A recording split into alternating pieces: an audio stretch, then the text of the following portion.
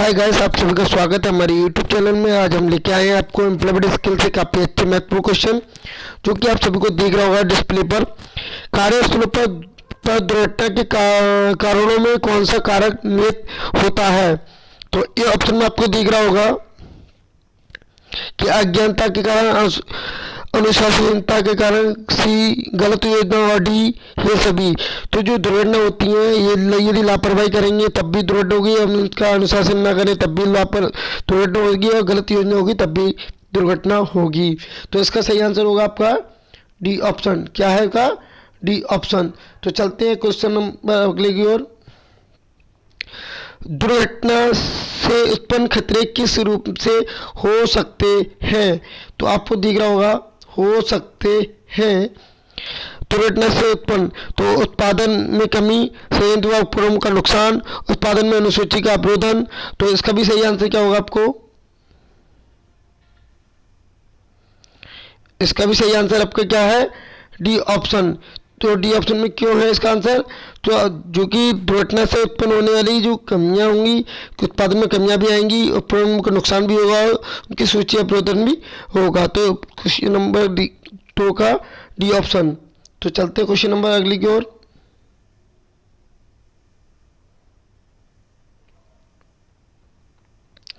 Question है, कार्य पर नियमों के तहत नियोक्ता की क्या जिम्मेदारी होती है?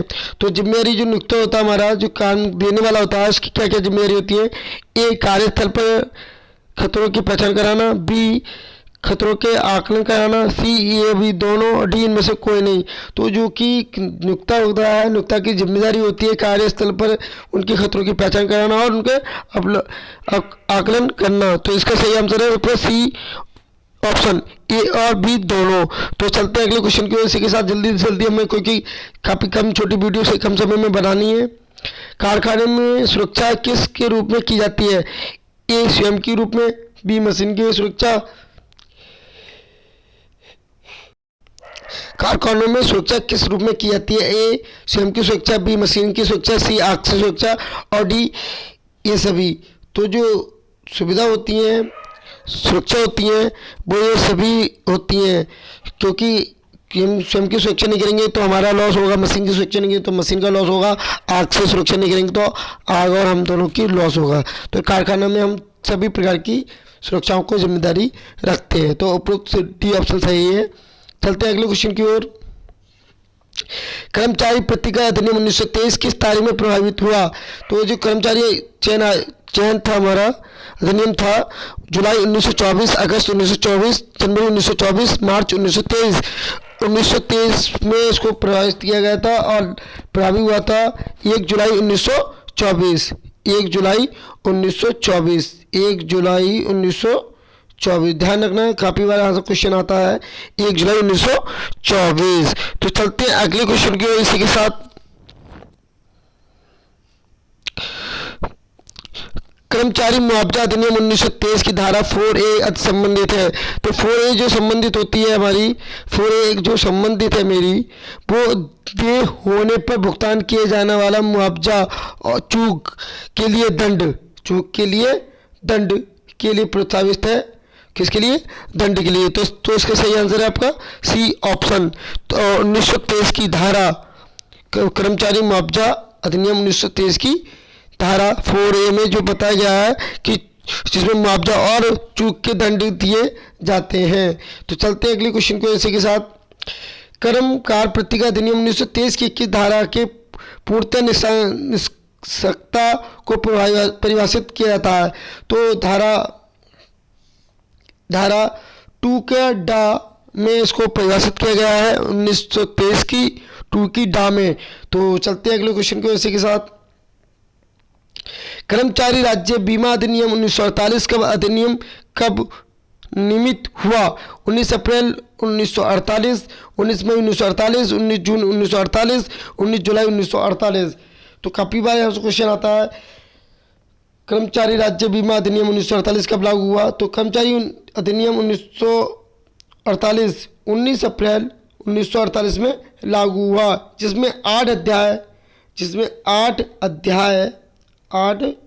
अध्याय और 100 धाराएं लागू हैं। कितनी? 100 धाराएं लागू हैं। तो ध्यान रखना यहाँ से कर्मचारी राज्य बीमा अधिनियम 1948 में 8 अध्याय हैं, 100 धाराएं हैं, 19 अप्रैल 1948 में लागू हुआ। तो चलते हैं अगले क्वेश्चन की ओर इसी के साथ। निश्चयात्मक चिन्हों का आकार कैसा होता है? निश्चयात्मक चिन्हों का आकार कैसा होता है? उनका आकार वृत्ताकार होता है अर्थात गोलाकार होता है, जिसमें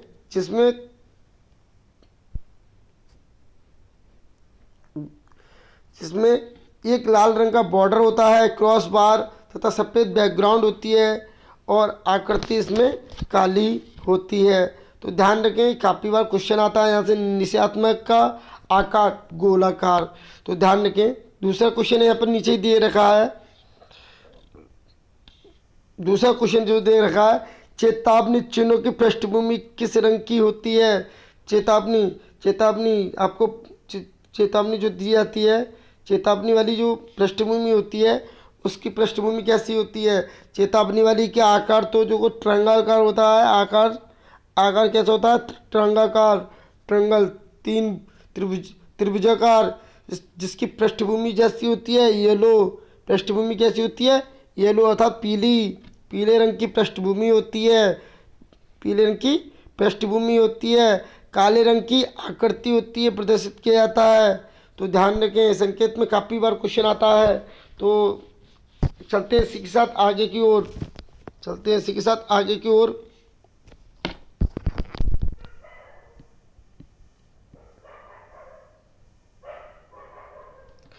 क्वेश्चन दिख रहा होगा, इस अधिनियम के अधीन संदेह अभिदेय की वसूली कैसे की जाएगी? तो इसमें सही आंसर आपका भू राजस्व की बकाया। तो ध्यान रखें, यहाँ पर क्वेश्चन याद रखने योग्य है, भू राज्य की बकाया। तो काफ़ी बार क्वेश्चन आ चुका है यहाँ से, भू राज्य की बकाया। तो ये हमारा भू राजस्व की बकाया जो है धारा 1948 कारखाना कर्मचारी जो बीमा अधिनियम 1948 था। 1948 धारा 45 खा के अनुसार भू राजस्व की बकाया से वसूली की जाती है। तो ध्यान रखें, कर्मचारी बीमा आयोग अधिनियम जो था 1948 की धारा 45 खा के अंतर्गत उससे वसूली की जाती है राजस्व की बकाया से। तो ध्यान रखें, जहाँ से क्वेश्चन आ सकता है 45 खा से। तो ध्यान रखें 45 खा। तो चलते हैं आगे की ओर। तो इसका सही आंसर क्या है आपका? डी ऑप्शन, 45 खा की धारा 1948 से कर्मचारी राज्य बीमा अधिनियम से। तो ध्यान रखें। तो चलते हैं आगे की ओर इसी के साथ। अगला क्वेश्चन है आपका, नियोजक मंजूरी आदि को कम नहीं करेगा। उपबंध किया गया है। कोई भी नियोजक जिसमें हमारी पेमेंट को कम नहीं कर सकता। धारा किस में कहा गया है? कर्मचारी राज्य बीमा अधिनियम 1948 की धारा 72 के अंतर्गत ये बताया गया है कि कोई भी नियोजक किसी का पेमेंट कम नहीं कर सकता। धारा 72 में बताया गया है। तो ध्यान रखें। चलते हैं अगले क्वेश्चन को इसी के साथ।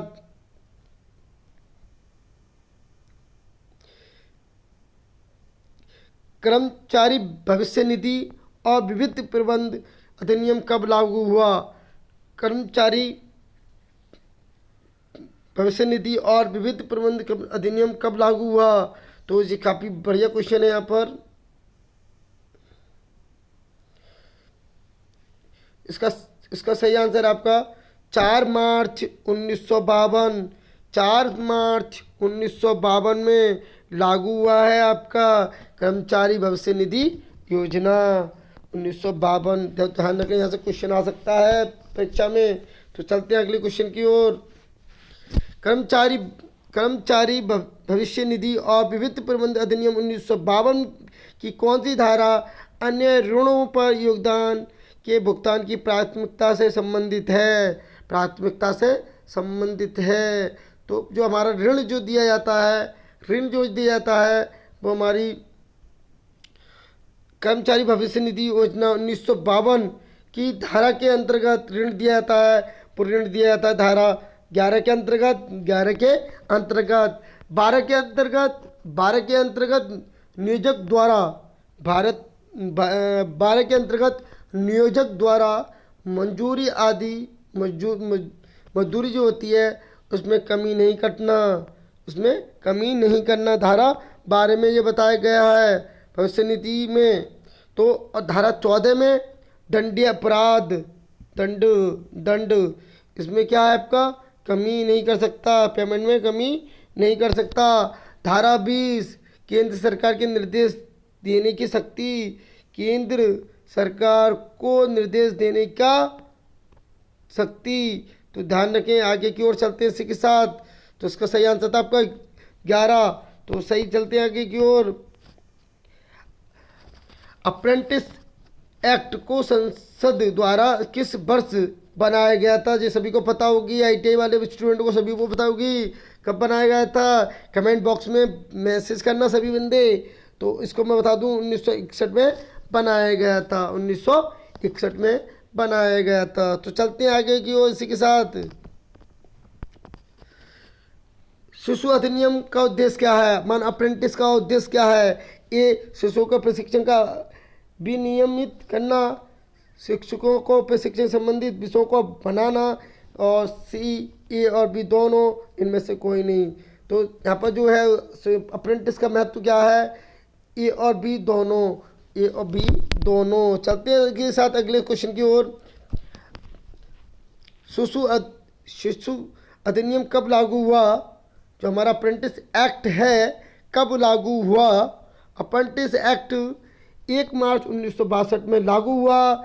इस नियम में संपूर्ण भारत में लागू हुआ था, संपूर्ण भारत में प्रबंधन हुआ था। 1 मार्च 1962, 1 मार्च 1962।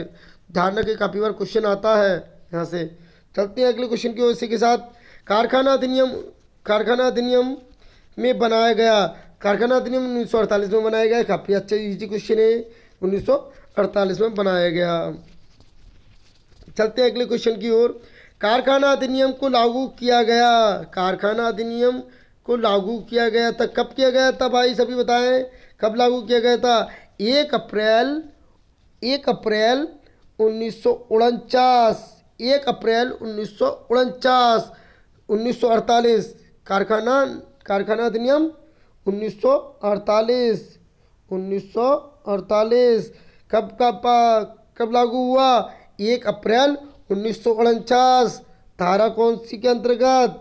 धारा 1 की 3 के अंतर्गत, धारा 1 की 3 के अंतर्गत 1 अप्रैल 1949 को लागू हुआ कारखाना अधिनियम। तो ध्यान रखें, काफ़ी अच्छी बार क्वेश्चन आता है यहाँ से। कारखाना अधिनियम कब लागू हुआ? 1 अप्रैल 1949। तो ध्यान रखें, चलते हैं आगे की ओर इसी के साथ। कारखाना अधिनियम 1948 निम्नलिखित में से किस परिस्थिति में लागू नहीं होता? किस परिस्थिति में लागू नहीं होता है? कब किस परिस्थिति में लागू नहीं होता है? इसके लिए भी काफ़ी अच्छा है। 10 कर्मचारी कम हो, 10 से कम हो, वहाँ पर हमारा कारखाना अधिनियम लागू नहीं होता है। 1948 किसकी धारा के अंतर्गत? किस धारा के अंतर्गत? 1948 की धारा 2 की 5 के अंतर्गत, 2 की 5 के अंतर्गत 10 कर्मचारी से कम हो, 10 कर्मचारी से कम हो। तो ध्यान रखें, कब लागू नहीं होगा कारखाना अधिनियम 1938? 10 कर्मचारी से कम हो और धारा 2 की 5 लागू कर रहा हो। तो चलते हैं अगली क्वेश्चन की ओर। इसी के साथ कारखाना अधिनियम 1948 के अंतर्गत सप्ताह शब्द का अर्थ 7 दिनों की अवधि से है जो मध्यरात्रि से आरंभ होती है। सीधा सिंपल सी सवाल है यहाँ पर। शनिवार की रात से लागू होता है। तो चलते हैं अगले क्वेश्चन की ओर। इसी के साथ अगले क्वेश्चन की ओर चलते हैं। कारखाना अधिनियम 1948 में कुल कितनी धाराएं एवं अध्याय हैं? कारखाना अधिनियम में कितनी धाराएं हैं और कितने अध्याय हैं? अध्याय इसमें हमारे 11 अध्याय हैं और 120 धारा हैं। 120 धारा है कारखाना अधिनियम में 1948 में। क्या है? 120 धाराएं और 11 अध्याय। तो चलते हैं क्वेश्चन की ओर, अगले क्वेश्चन की ओर। इसी के साथ कर्मचारी प्रतिकर अधिनियम 1923 तारीख से प्रभावित हुआ। जुलाई 1924, अगस्त 1924, जनवरी 1924, मार्च 1923। तो कब से लागू हुआ कर्मचारी प्रतिकर अधिनियम 1923? सीधा सा क्वेश्चन है, काफ़ी अच्छा क्वेश्चन है। 1 जुलाई 1924 से लागू हुआ है कर्मचारी प्रतिकर अधिनियम। तो चलते हैं इसी के साथ आगे की ओर। निम्नलिखित में मजदूरी में शामिल है यात्रा भत्ता, पेंशन, भविष्य निधि में दिया गया व्यय उपरोक्त सभी। तो कारखाना में जो दिया गया है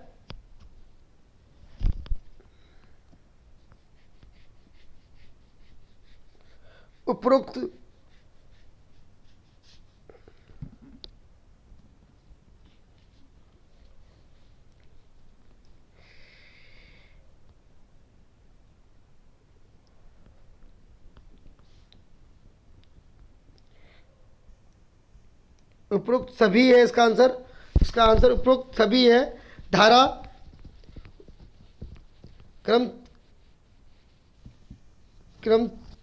कार प्रतिकर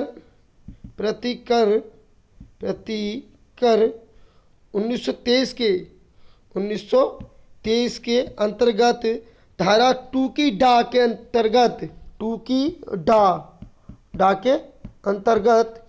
अंतर्गत ये लागू है। मजदूरी शामिल की गई है जिसमें यात्रा भत्ता सब कुछ दे होता है। कर्मचारी प्रतिकर अधिनियम 1923 की धारा 2 का डा के अंतर्गत दिया गया है।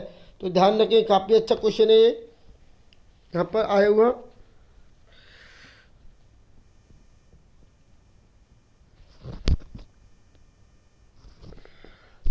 कर्मचारी प्रतिकर अधिनियम के तहत है। कर्मचारी प्रतिकर के अधिनियम के तहत है वो आपका क्या है?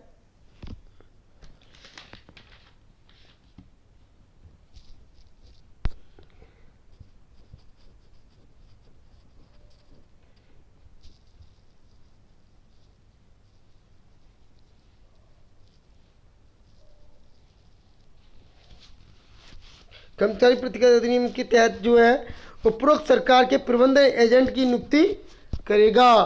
तो कौन करेगा? करेगा।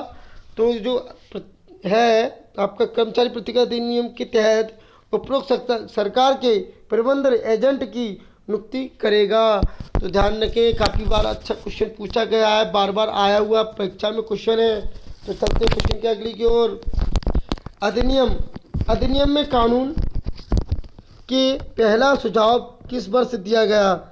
सुझाव जो दिया गया था कब, किस वर्ष पहला सुझाव किस वर्ष दिया गया? मजदूरी के समक्ष में कब दिया गया? 1936 का जो हमारा क्या है अधिनियम कानून का पहला सुझाव जो दिया गया था 1925 में दिया गया था। पहला सुझाव कब दिया गया था? 1925 में। किसके उपलक्ष्य में दिया गया था? किसके? मजदूरी संघ के अधिनियम के अंतर्गत पहला सुझाव 1925। तो ध्यान रखें आगे की ओर। गुणवत्ता में निम्न में से घातक है। उत्पादन की विशेषता, व्यापारिक सफलता, CAB दोनों ये भी दोनों ही होगा, इसका सही आंसर ये भी दोनों ही होना चाहिए, या क्या लगाएंगे बताइए सभी बंदे। तो सभी बंदे मैं बता दूं, उसका गुणवत्ता जो होती है विशेषता पर होती है, उत्पादन पर होती है, और उत्पादक उत्पादक विशेषता पर लागू रहती है। तो सही ध्यान रखें सभी बच्चे। आगे की ओर,